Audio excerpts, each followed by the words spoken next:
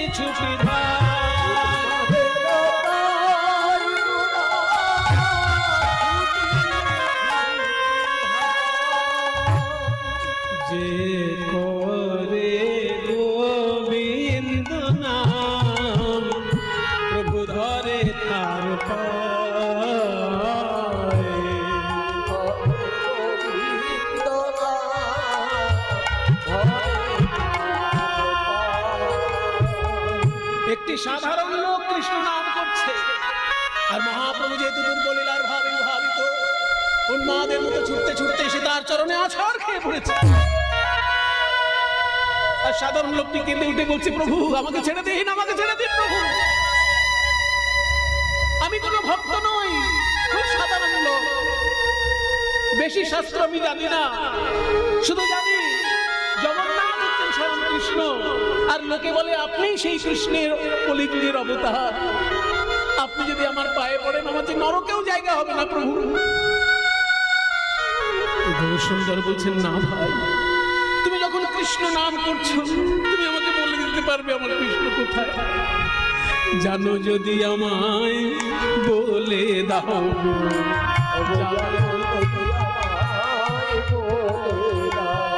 আমি কোথায় গেলে পাবো তারে, জানো যদি আমায় বলে দাও,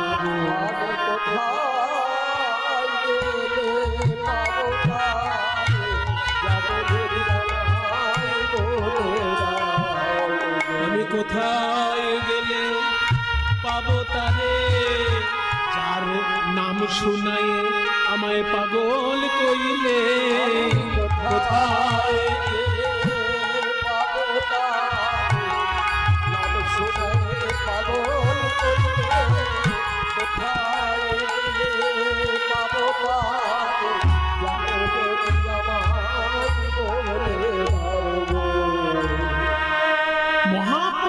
সাধারণ লোক তার পায়ে হাত দিয়ে কেন কাঁদছে কেউ বুঝতে পারছে না। শেষকালে বাসুদেব ঘোষকে সবাই ধরে, বাসুদেব তুমি একটু বলে দাও। বাসুদেব বলছে, দাঁড়াও একটু ভেবে নিয়ে। আসলে মহাপ্রভু ওই যে সাধারণ লোকটির পায়ে হাত দিয়ে কাঁদছেন, মহাপ্রভু আজকে মহাপ্রভু নেই, উনি আজকে ভাবে বিভোর হয়ে গেছেন রাধারানী। আর যে লোকটি কৃষ্ণ নাম করছে তাকে মহাপ্রভু নারদ মুনি ভাবছেন। একদিনকে নারদ বিনা বাজাতে বাজাতে কৃষ্ণ নাম করতে করতে বৃন্দাবনে এসেছিল। সেই সময় রাধারানী ওই নারদ মুনির কাছে কৃষ্ণ কৃষ্ণ বলে কেঁদে উঠেছিলেন। তাই দেখে নারদ মুনি রাধা কৃষ্ণের মিলন ঘটানোর জন্য প্রভাস তীর্থে কৃষ্ণকে দিয়ে যজ্ঞ করিয়েছিলেন, আর সেই যজ্ঞে রাধা কৃষ্ণের মিলন হয়েছিল। আজকে সেই লীলা মহাপ্রভুর হৃদয় উদয় হয়েছে। তাই ওই সাধারণ লোকটিকে নারদ মুনি মনে করে কাঁদছেন। এত বলি গোরা চাঁদের লোরে নয়ান ভাসে, আজ প্রভাস পড়ল মনে কহে বাসু, প্রভাস পড়ল মনে কহে বাসু ঘোষে রে, প্রভাস পড়ল।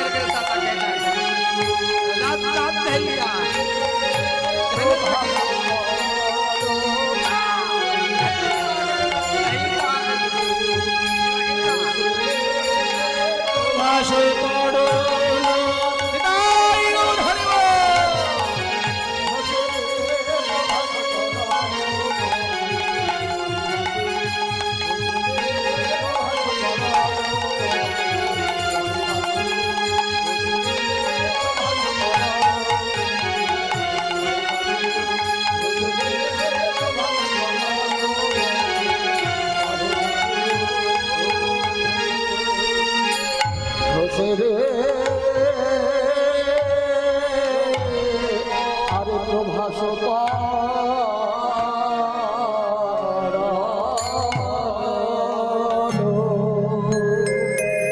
চলুন সবাই মিলে একবার বৃন্দাবনে যাই। বন্দে নন্দ ব্রজ স্ত্রীণাম আদরেণ মভিষিক্ষ দাসা হরি পুনাতি ভুবন বন্দে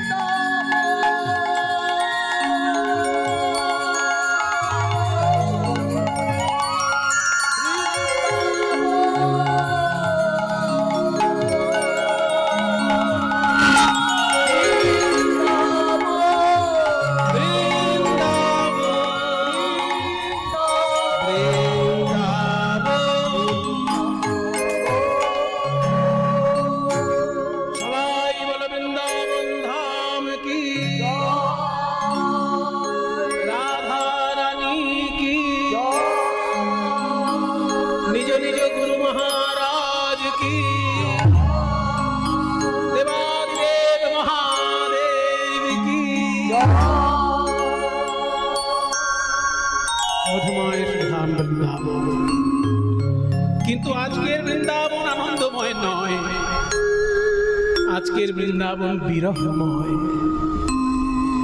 শত বছর ধরে রাধারানী কাঁদছেন আর শুধু আশায় বুক বেঁধে আছেন। বলছেন এখনো তখনো করি দিবস গোয়াইন, দিবস দিবস করি মাসা, মাসা মাসা করি পরীক্ষ। বছর চলে যাচ্ছে, মাসা মাসা করি পরীক্ষ গোয়ায়ন, ছোড়লো জীবন কি আশা।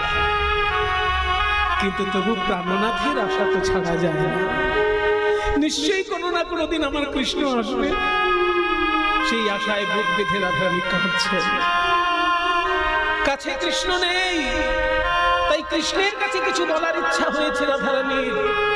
নিজে হাতে শ্রীকৃষ্ণের চিত্র অঙ্কন করে সেই চিত্রের কাছে দুঃখ নিবেদন করছে। নরম মাটির উপরে ছোট্ট একটা পাথরের টুকরো দিয়ে কৃষ্ণের ছবি আঁকছে। পদাবলী বলছে, কৃষ্ণ কৃষ্ণ বলে কাঁদে বাহু তুলি বলে বধূ গেল কোথা, মৃত্তিকায় উপরে মূরতি আঁকিয়া তার সনে কহে কথা।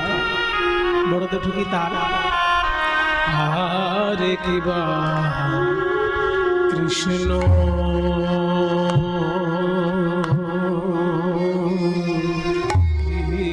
কৃষ্ণ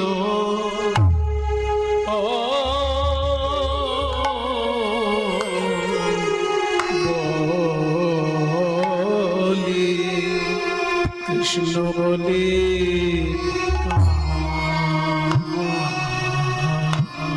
কাঁদে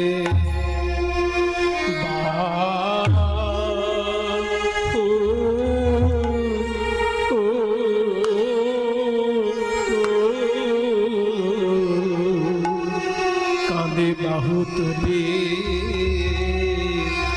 বলে আমার প্রাণ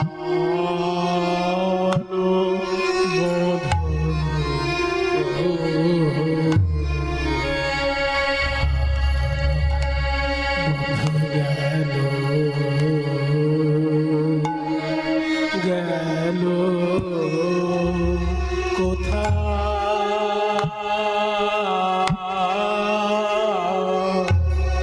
সুখীরে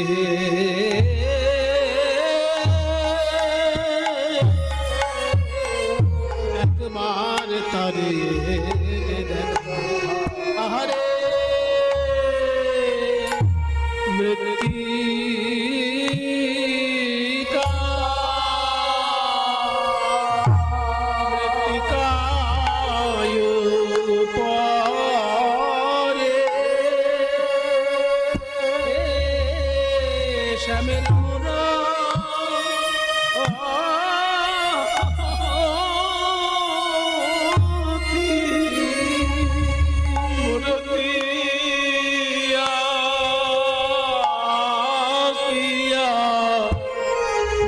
আমার তার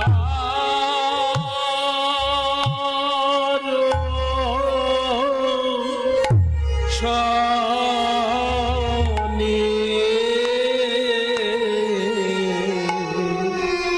তার শনি কহে কথা। আমার কত না ব্যথা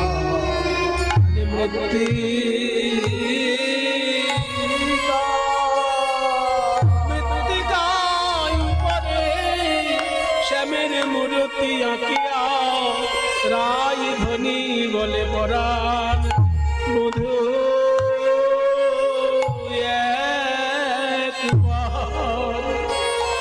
একবার কথা হে আমি অনেক দিন তো শুনি নাই হে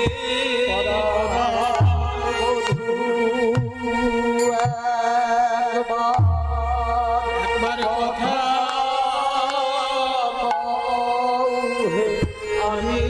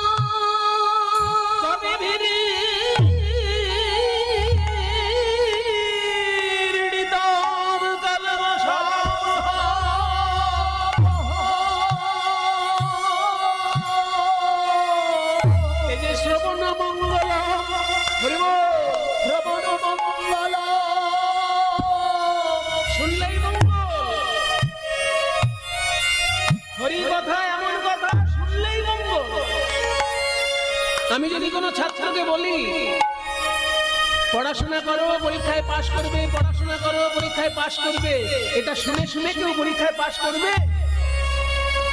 যদি শোনার পর পড়াশোনাটা করে তবে পরীক্ষায় পাশ করবে। কিন্তু হরি বলো হরি বলো হরি বলো ভাই, এইটা শুনে যদি কেউ হরি নাও বলে তার শুনলেই মঙ্গল হয়ে যায়, মঙ্গল হয়ে যায়। আর হরি বল বললে একবার প্রেম লাভ করে, আর হরি বলে যদি কারোর নয়ন ঝরে,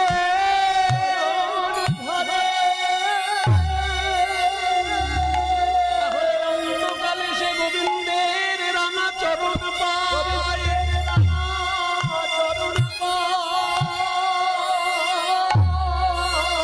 তাই তোমার কথা তো কথার কথা নয়, শ্রবণ মঙ্গলম শ্রীমদাততম ভুবি গৃণন্তি তে ভুরিদা জনা। প্রাণবধূ হে আমি অনেক দীনতা, শুনি না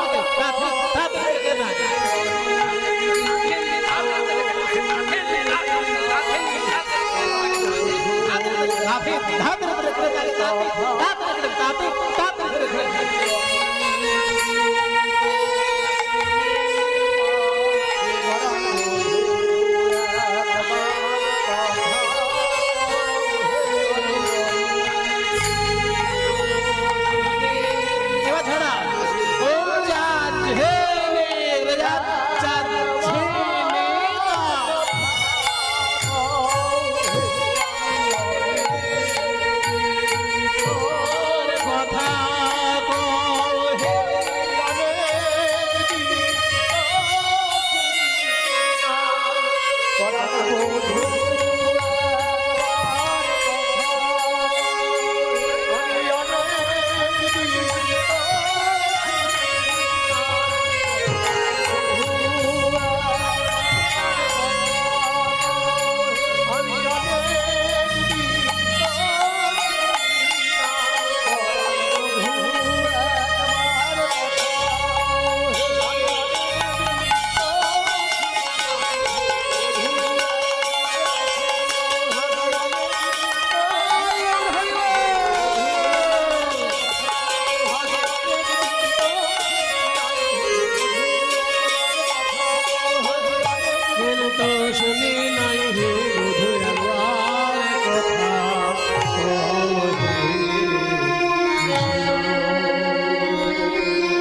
কৃষ্ণ কৃষ্ণ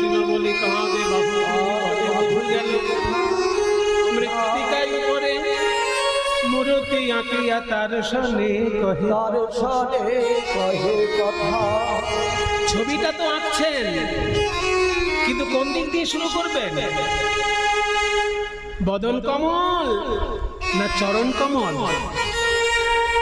বদনের দিকে আঁকতে শুরু করলেন, চেষ্টা করলেন, পারলেন না। চরণ থেকে আঁকতে শুরু করার চেষ্টা করলেন, তাও পারলেন না। এইবার এই মাঝখান থেকে কোটি দেশ, ওই জন্য আমি যেটুকু জানি একটু একটু করে দেখি, মানে আমার সংস্পর্শে যেই আসে ওকে বলে, যখন কৃষ্ণদাকে মনে হয় কৃষ্ণদাকে কিছু যেটুকু আমি জানি, কারণ আমরা যাদের কাছে কীর্তন শিখেছি। এখনকার দিনে না একটা কি অদ্ভুত ব্যাপার হয়েছে কীর্তন জগতে, যে কীর্তন না শিখেই যা খুশি তাই বলে দিলেই পকেটে পয়সা চলে আসে। হ্যাঁ, আশ্চর্য একটা অভিশাপ কেউ হয়তো দিয়েছে কীর্তন জগতে। এটা অভিশাপ কিনা বলুন? যেসব মুনি ঋষির বক্তব্য তুমি বলতে এসেছো, আগে তাদেরকে চেনো, আগে তাদেরকে জানো। ভাগবত অন্তত জীবনে একবার পড়ো, যদি ভাগবত একাধিকবার পড়া না হয় অন্তত জীবনে একবার পড়ো ভাগবত। 24,000 18,000 শ্লোক জীবনে একবার অন্তত পড়ো। কিছুই জানে না, যা খুশি এসে উল্টো পাল্টা অশাস্ত্রীয় বক্তব্য বলে হুজুকে কিছু লোকের মাথা গুলিয়ে দিয়ে, মানুষকে বিভ্রান্ত করে দিয়ে আশ্চর্যভাবে পয়সা নিয়ে চলে যাচ্ছে। না শাস্ত্র জ্ঞান, না সঙ্গীতের জ্ঞান। সঙ্গীতেরও জ্ঞান নেই। কোনো বড় তাল গাইতে বলবেন, পারবেন না। কোনো একটা রাগ বিশুদ্ধভাবে শোনাতে বলবেন যে এটা রাগটা আপনি শুদ্ধ করে গান, হবে না। না রাগ, না তাল, না কীর্তনের বড় গান, না শাস্ত্র জ্ঞান। অথচ মানুষ বোকার মতো তাদেরকে প্রচুর প্রচুর পয়সা দিয়ে গান করাচ্ছে। যারা শুনছে তারাও বোকা, আর যে গাইছে সে তো হদ্দ বোকা, তাই না? এই যে আমি এগুলো বলতে পারি কি করে? এই যে খোলের বললে একটু বলে দিয়েছি, তাল দেখিয়েছি, কি করে পারবো? আমি যাদের কাছে কীর্তন শিখেছি, একজনের নাম হচ্ছে ডক্টর মৃগাঙ্ক শেখর চক্রবর্তী। উনি রবীন্দ্র ভারতী বিশ্ববিদ্যালয়ের শ্রীখোলের অধ্যাপক ছিলেন, শ্রীখোলের অধ্যাপক, কিন্তু গান জানতেন অনেক, আমাদেরকে গান শিখিয়েছেন। আর রবীন বলে একজন রবীন্দ্র ভারতীর অধ্যাপক আছেন শ্রীখোলের, ও খোল বাজনা শিখতে যেত। রবীন খোল বাজনা শিখতে যেত। হরে কৃষ্ণ দাস, হরে কৃষ্ণ হালদার, যে খোলে আন্তর্জাতিক স্তরে নাম করেছে, ওই হরে কৃষ্ণ হালদারও কিন্তু শিখতে যেত মৃগাঙ্ক শেখর চক্রবর্তীর কাছে, মনোরঞ্জন ভট্টাচার্যের কাছে, ব্রজরাখাল দাসের কাছে। এরা তিনজনই রবীন্দ্র ভারতী বিশ্ববিদ্যালয়ের শ্রীখোলের অধ্যাপক, কিন্তু এরা শ্রীখোলের বাজনাও জানতেন, গানও জানতেন। আমি তাদেরকে যে গান শিখেছি, মনোরঞ্জন ভট্টাচার্য যখন গান শেখাতেন নিজে খোলটা নিয়ে বাজিয়ে দেখিয়ে দিতেন যে গানের সঙ্গে বাজনাটা কেমন হয়। সেই জন্যই তো আমরা এইটুকু সন্ধান পেয়েছি যে গানের সঙ্গে বাজনাটা কেমন যাবে, সেটা উনি নিজে খোল বাজিয়ে দেখিয়ে দিতেন মনোরঞ্জন ভট্টাচার্য। সেই জন্য আমি সবার কাছে অনুরোধ করছি, কীর্তন জগতে যারা আসছেন তারা বড় ভাগ্যবান। কারণ কপাল ভালো না থাকলে এই বেদব্যাসের আসনে দাঁড়িয়ে হরি কথা পরিবেশন করা যায় না। কিন্তু কপাল ভালো বলে সে এসেছে বলে সে যা খুশি তাই করবে, তাই সে নিজের ভবিষ্যৎ অন্ধকার করছে, তাই না? যদি কেউ দুধ বিক্রি করতে এসে দুধের জায়গায় ফিনাইল বিক্রি করে, দুধও দেখতে সাদা আর ফিনাইল হতে বলে তারা কি হয়েছে সাদা মতো, বাথরুমে দেয় কি ওটা ফিনাইল না? হ্যাঁ হ্যাঁ, এক বোতল দুধ আর এক বোতল ফিনাইল পাশাপাশি রাখবেন, দেখবে চিনতে পারবেন কোনটা দুধ আর কোনটা ফিনাইল। তো তোমার কপাল হয়েছে দুধ বিক্রির, আর তুমি যদি ফিনাইল বিক্রি করো ভাই, সেটা যারা কিনছে তাদের দুর্ভাগ্য নয়, যে বেচছো তার দুর্ভাগ্য। ভুল করে যদি কোনোদিন একবার বোতলটা খেয়ে না, তাহলেই পরলোক।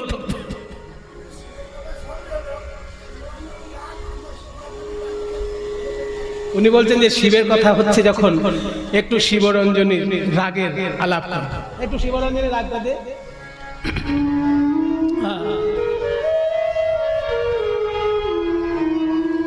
এই গানটা গাইতে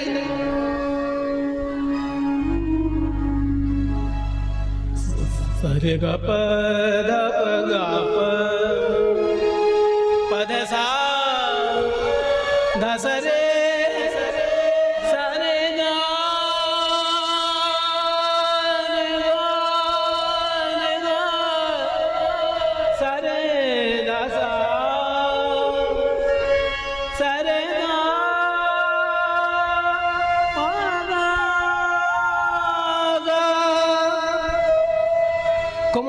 শুদ্ধ গা পাশাপাশি লাগানো হচ্ছে। হ্যাঁ, এটাকে বলে মিশ্রণ। এবং এই মিশ্রণটা কিন্তু বিকৃত স্বর পাশে লাগানো হলেও রাগটাকে অলঙ্কৃত করছে। শুদ্ধ গায়ের সঙ্গে কোমল গা পাশাপাশি লাগছে। গা, কোমল গা, শুদ্ধ গা, গা। এবার দেখো শুদ্ধ গা থেকে কোমল গায়ে আসছে, গা, গা, দুটোই গা। একটা শুদ্ধ গা, একটা কোমল গা।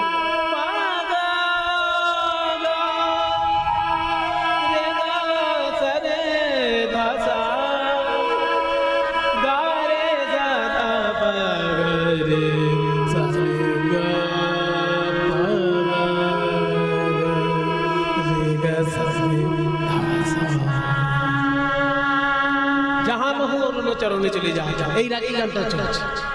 যোদার পানে মধু নিজ মুখ চাহ,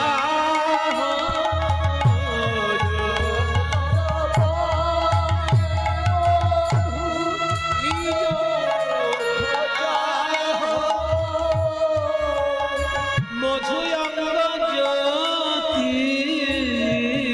জাগত চুমা,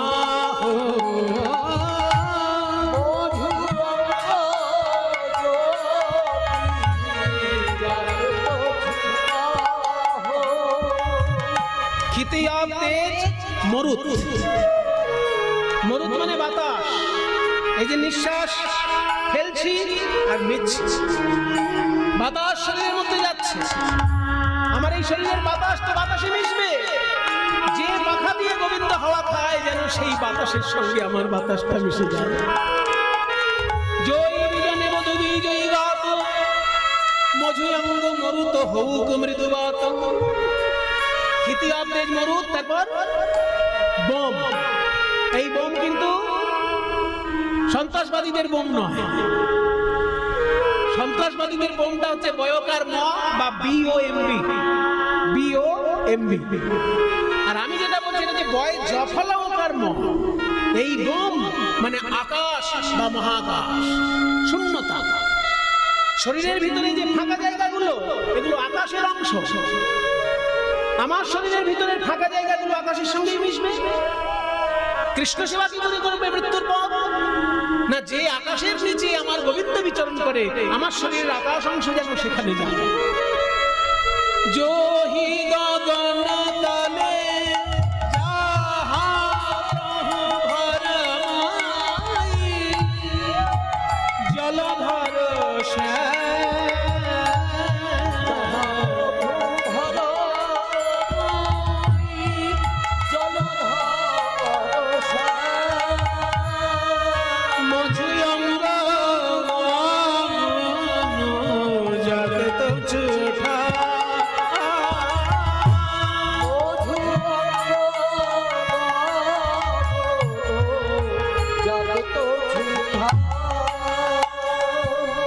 যে গগনতলে গোবিন্দ ভ্রমণ করেন, আমার শরীরের আকাশ যেন সেখানে যায়। তাহলে সেবা করবো কি করে? আমি তখন মেঘ হয়ে ছায়া ধরব,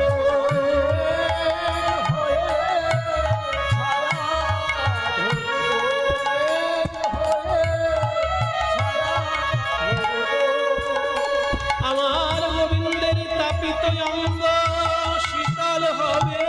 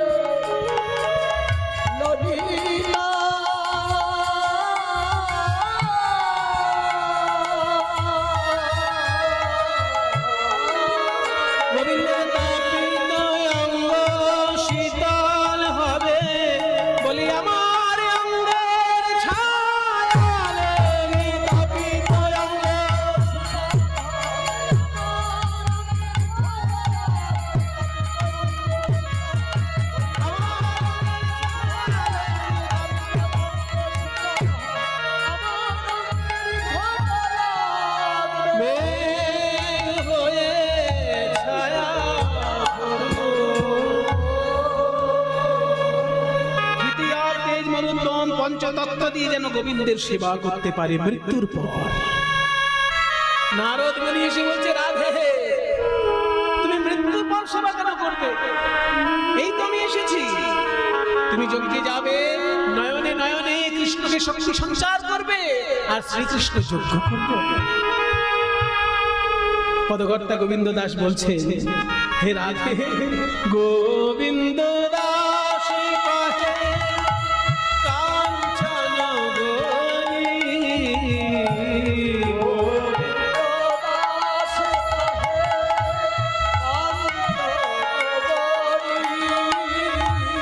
সোমন কতনু তোহে গিয়ে ছোড়ি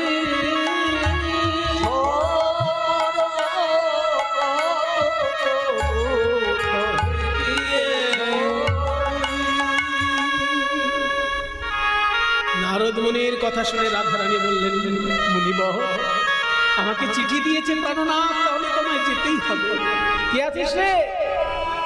আমাকে ভালো করে সাজিয়ে দে, যেন আমার গোবিন্দ আমার দিক থেকে নয়ন ফিরাতে না পারে।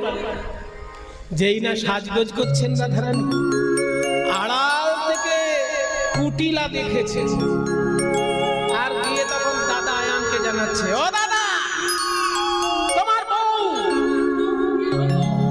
ওই গেলে ছড়া যজ্ঞ করবে শুনতে পেয়েছে, সাজু গুজু করে যজ্ঞে যাচ্ছে।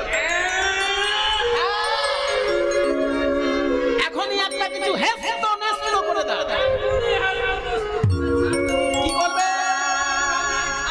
মা কালীর খাড়া এনে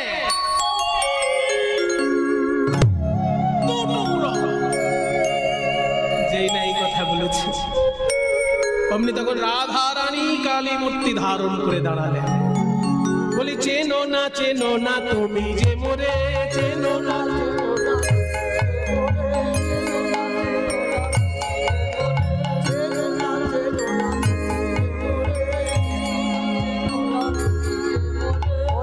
ছিলাম আমি তোমার ঘরে,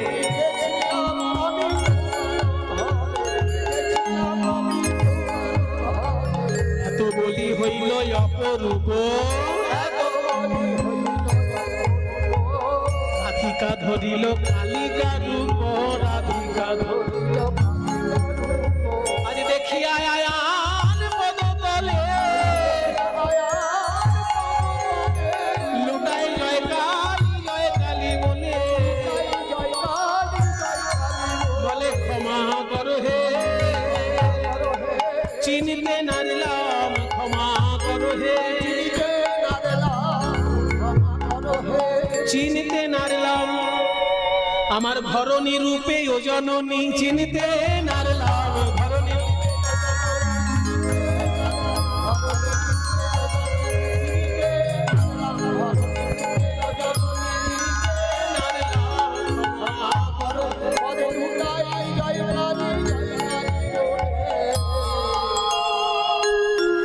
কালী রূপ দর্শন করে আয়ান লুটিয়ে পড়ল রাধারানীর চরণে। সবাই মিলে একটু হাত জোড় করুন। বাবা ভোলানাথের কথা অনেক শুনছি, একটু জগজ্জননী মাকেও দেখে নি আমরা।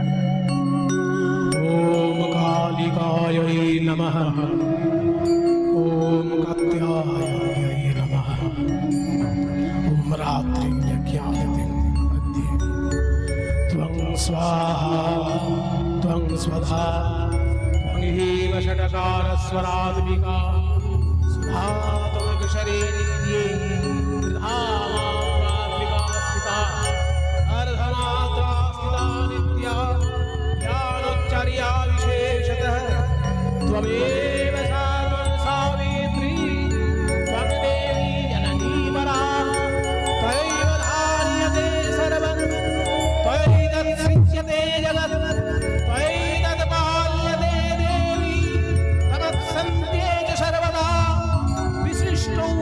सृष्टि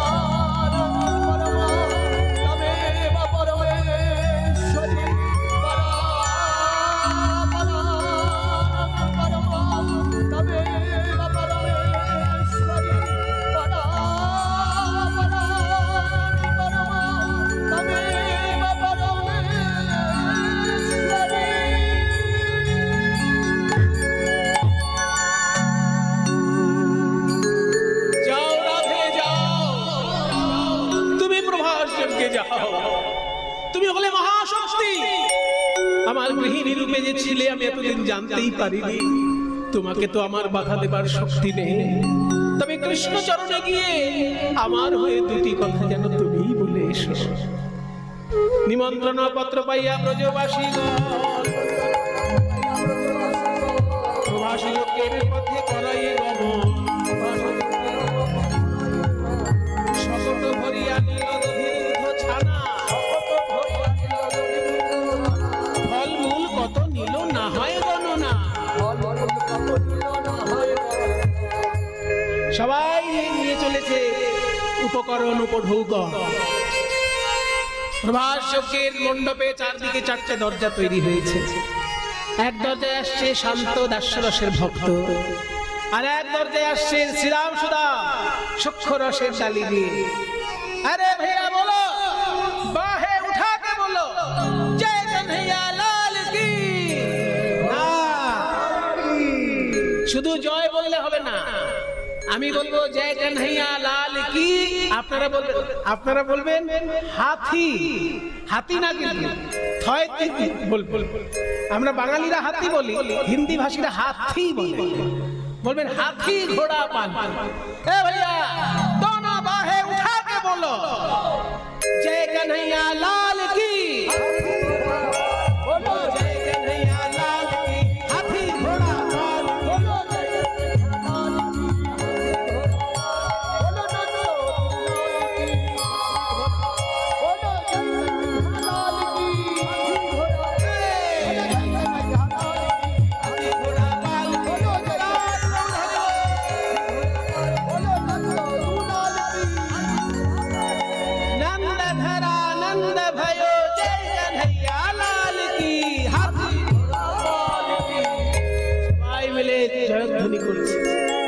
গোবিন্দ বলছে আমার শ্রীরাম সুদাম এসেছে, ওদের কাছ থেকে ফল মূল কেড়ে খেতে হবে।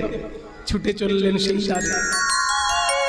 অন্য একটি দরজায় মা ডাকছে গোপাল বলে, গোপাল বলিয়া কাঁদে মা, কহে রামের বদন যা।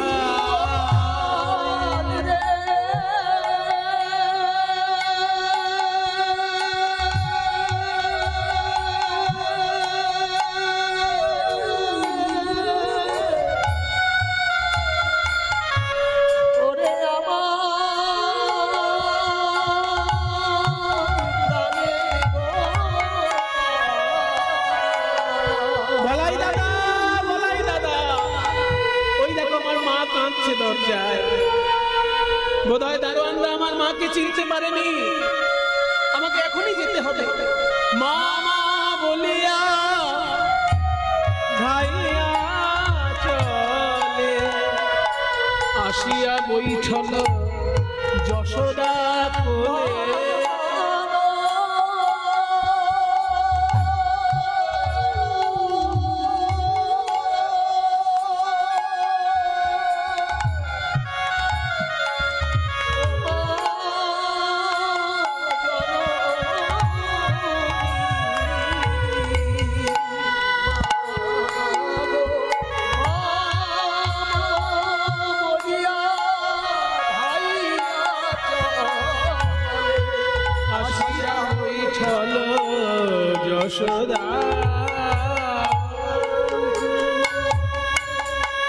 এই রাগটির নাম আবার কলাবতী রাগ।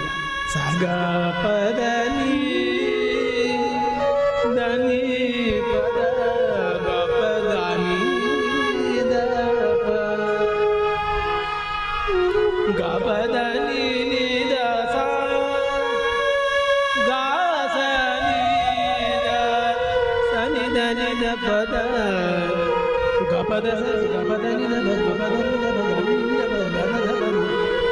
গপদানি যখনই এসে বসেছে মায়ের কোলে, গোপাল তুই আমাকে আশীর্বাদ করার জন্য নিমন্ত্রণ করেছিস। ছানা মাখন না খাইয়ে আমি আশীর্বাদ করতে পারি? আমি তো মা, এই দেখ আমি বানিয়ে এনেছি নিজের হাতে। যেই না ছানা মাখন খাওয়াতে গেল, অমনি দেবকী এসে দাঁড়িয়েছে। দাঁড়া, গোপালকে ছানা মাখন খাওয়াতে হয়, আমি খাওয়াবো। তুমি কেন খাওয়াবে যশোদা? দিদি, আমিও তো গোপালের মা। তুমি গোপালকে কোলে করে মানুষ করেছো, কিন্তু আমি তোকে পেটে ধরেছি। আমি মানুষ করেছি, আমি কি মা নই? মানুষ করলে কি মা হওয়া যায়? শোনো, কোকিলের বাচ্চা কাকের বাসায় বড় হয়, তা বলে কি কাক কখনো কোকিলের মা হয়? গোপাল, তুই আমার বুকের দুধ খেয়ে বড় হয়েছিস, আমি কি তোর মা নই? গোবিন্দ বললেন, বিপদে একজন আমার জন্মদায়িনী, একজন আমার স্তন্যদায়িনী, আমি কাকে অস্বীকার করব? তাই মায়ের সমস্যা দূর করতে পারে আরেকজন মা। জগৎজননী দুর্গা এসে দাঁড়ালেন সেখানে। দুই মা এক সন্তান, কার অধিকার বেশি? এই তো তোমাদের দ্বন্দ্ব। এক কাজ করো, ছেলে একদিকে দাঁড়াও আর দুই মা আর একদিকে দাঁড়াও, মাঝখানে 100টা কাপড় টাঙিয়ে দাও। যার দুগ্ধ ধারা 100টা কাপড় ভেদ করে গোপালের মুখে গিয়ে পড়বে, সেই হবে মা। শতেক বসন টানা হইবে, কার তনয় গোপাল জানা সে যাবে, কার তনয় গোপাল জানা সে যাবে। দেখো কারো তনয়, মনে হয় কারো তনয়, কারো তনয়, কারো তনয়, কারো তনয়, কারো তনয়, কারো তনয়, মনে হয় কারো তনয়, কারো তনয়, মনে হয় কারো তনয়, কারো তনয়, মনে হয় কারো তো নয়, যে ভজে তারই তো হয়, মনে হয় কারো তো নয়।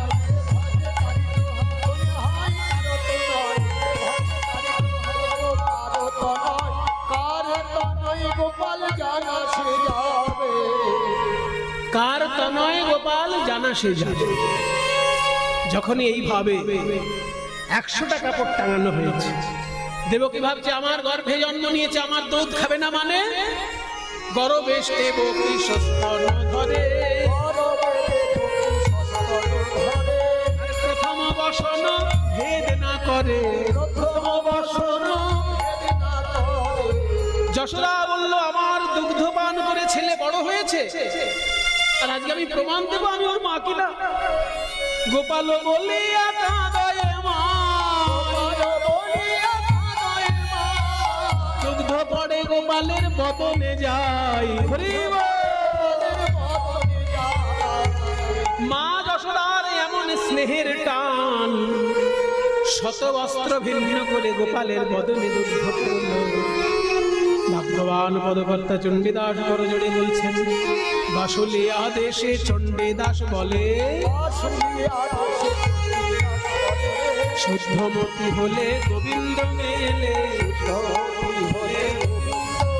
নানায় অহংকারে মেলে না, ওই দত্তহারি মধুসূদন অহংকারে মেলে না, দর্পহারি মধুসূদন অহংকারে মেলে না, দর্পহারি মধুসূদন কারো দর্প সইতে না রে, দর্পহারি মধুসূদন।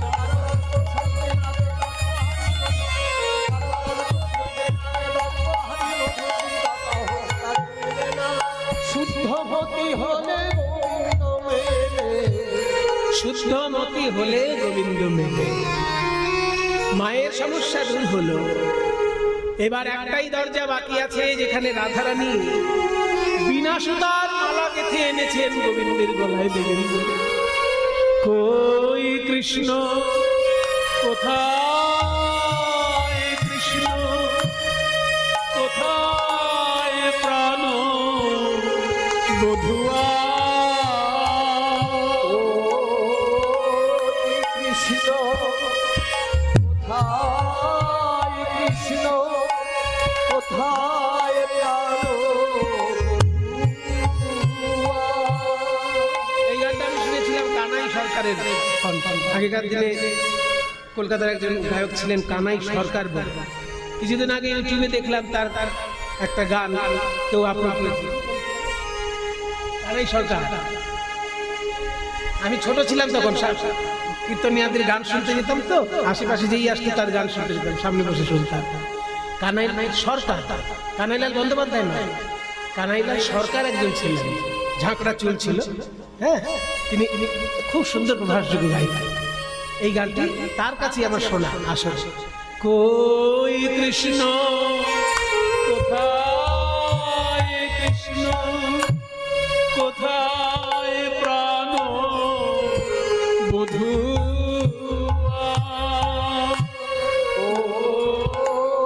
কৃষ্ণ কোথায়, কৃষ্ণ কোথায় প্রাণ বধূয়া, তবু ঘরের বাহির বাহির কইলে আমায় বাঁশি শুনাই, ওগো ঘরের বাহির, বাহির কইলে আমায় বাঁশি শুনাইয়া। दरवान वाले से बोलते हैं लड़कियां तुम लोग कहां से आ रही हो? हम वृंदावन से आ रहे हैं। वृंदावन से यहाँ क्यों आ रहे हो? তখন একজন ললিতা বলছে, এই দারোয়ান মুখ সামলে কথা বলো, মুখের দিকে নয় পায়ের দিকে তাকিয়ে কথা বলো। তোমাদের মহারাজা যিনি, তিনি এই রমণীর পায়ের দিকে তাকিয়ে কথা বলো। হ্যাঁ, কেন কেন? সে কথা বলতে লজ্জা হয়, কথা বলতে লজ্জা হয়, বড় লাজের কথা বলতে লজ্জা হয়। বড় লাগে কথা বলতে লজ্জা হয়। আরে লজ্জা কিসের? কিসের লজ্জা? তোমাদের রাজা একদিন ধরেছিল এই মেয়েটার পায়ে, তোমাদের রাজা ধরেছিল তোমাদের দাদা ধরেছিল কথা বলতে লজ্জা হয়, কথা বলতে লজ্জা হয়। क्यों ধরে বলবো কেন পায়ে হাত দিয়েছিল? এই মেয়ে তোমাদের রাজার গুরু, তোমাদের রাজা কাঞ্ছা কল্পতরু, এই মেয়ে তোমাদের রাজার গুরু। তোমাদের রাজা বাঞ্ছা কল্প তরু, তোমাদের রাজা গুরু আমরা তো জানি শ্রীকৃষ্ণচন্দ্রের শিক্ষা যার কাছে নিয়েছিলেন, শিক্ষা গুরু হচ্ছেন শান্তিমণি মুনি। সেই যে উজ্জয়িনীতে শান্তিমণি মুনির বিশ্ববিদ্যালয় ছিল না, ওখানে শিক্ষা নিয়েছে। আর ওনাদের কুলগুরু ছিল বরদাচার্য, সেই যে যিনি নাম রেখেছিলেন কৃষ্ণ। এই তুই জানি বলে এইসব ভিতরের কথা তুই জানবি না, গিয়ে বল যা। হ্যাঁ, ये জানানা भी गुरु क्या बात। দারোয়ান গিয়ে বলছে, মহারাজ পূর্বদ্বারে এক রমণী এসেছেন বিনা সুতোর মালা হাতে নিয়ে, আর বলছেন উনি নাকি আপনার গুরু। যখনই এই কথা বলেছে অমনি কৃষ্ণচন্দ্র বলছে, দাদা তুমি যজ্ঞটা সামলাও, আমি একটু যাই। গোপীগণ এসেছে, তখন ব্রাহ্মণগণ মন্ত্র পাঠ করছেন, আমি একটু ঋগ্বেদ থেকে মন্ত্র পাঠ করব। সবাই মিলে একটুখানি হাত জোড় করে শুনবেন। এটা সনাতন ধর্মের, সনাতন ধর্মাবলম্বীদের কাছে খুব অহংকারের বিষয় যে পৃথিবীতে সব থেকে প্রাচীন ধর্মগ্রন্থ এই সনাতন ধর্ম, তার নাম হলো বেদ। আবার বেদের মধ্যে প্রাচীন অংশ হচ্ছে ঋগ্বেদ। বেদ তো আর একটা সময় হয়নি, কয়েক হাজার বছর ধরে বেদ মন্ত্র বাড়তে বাড়তে বাড়তে বাড়তে একটা রূপ পেয়েছে। সেই জন্য ঋগ্বেদ হচ্ছে প্রাচীন বেদের মধ্যে এবার প্রাচীন গ্রন্থ। সেই ঋগ্বেদের প্রথম মন্ত্রগুলি আমি পাঠ করব। আমি যখন হাতটা সামনের দিকে বলবো অগ্নয়ে স্বাহা, তখন আপনারা উলুধ্বনি দেবেন। যখন হাতটা সামনে করবো ওম অগ্নয়ে স্বাহা বলি, তখন উলুধ্বনি দেবেন। ওম অগ্নিমিড়েতি মন্ত্রস্য মধু ছন্দারেষি। বেদের মন্ত্র পাঠ করতে হলে নিয়ম হলো যার রচিত মন্ত্র তার নামটা বলতে হয়, যে ছন্দে মন্ত্র সেই ছন্দটা বলতে হয়, আর যে দেবতার উদ্দেশ্যে মন্ত্র সেই দেবতাকে বলতে হয়। একে বলে বিনিয়োগ। বিনিয়োগহীন মন্ত্র পরিপূর্ণ হয় না।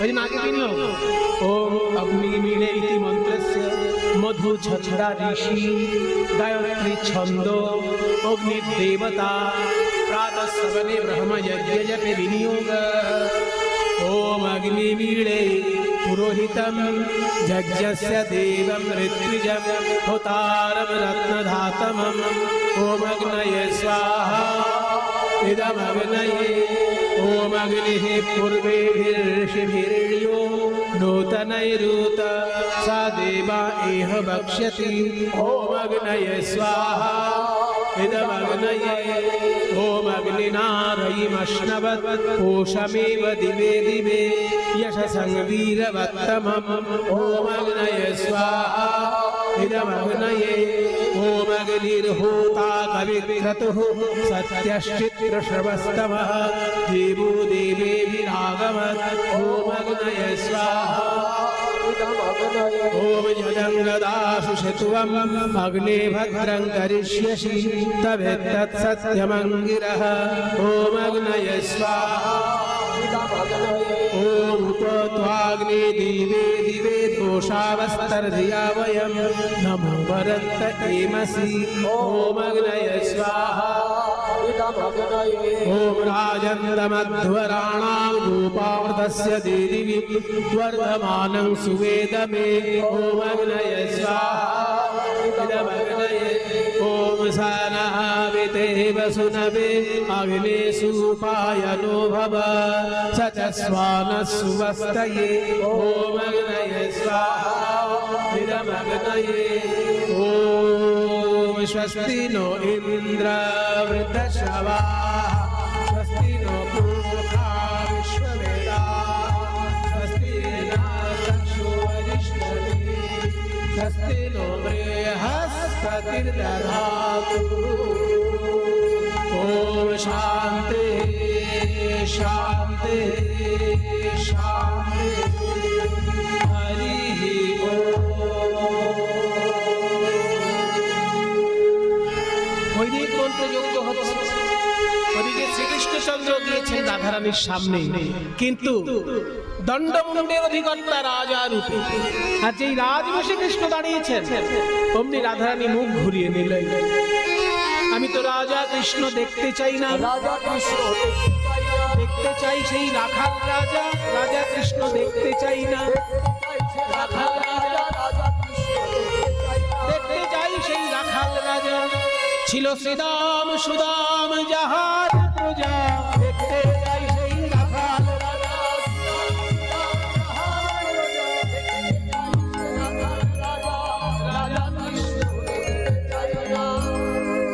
রাজা কৃষ্ণ দেখতে চাই না, আমি রাখাল রাজা কৃষ্ণকে দেখতে চাই। কৃষ্ণচন্দ্র মনে মনে ভাবলেন, যে যা চাইবে হাসি মুখে তাই দিতে হবে, যজ্ঞের নিয়ম।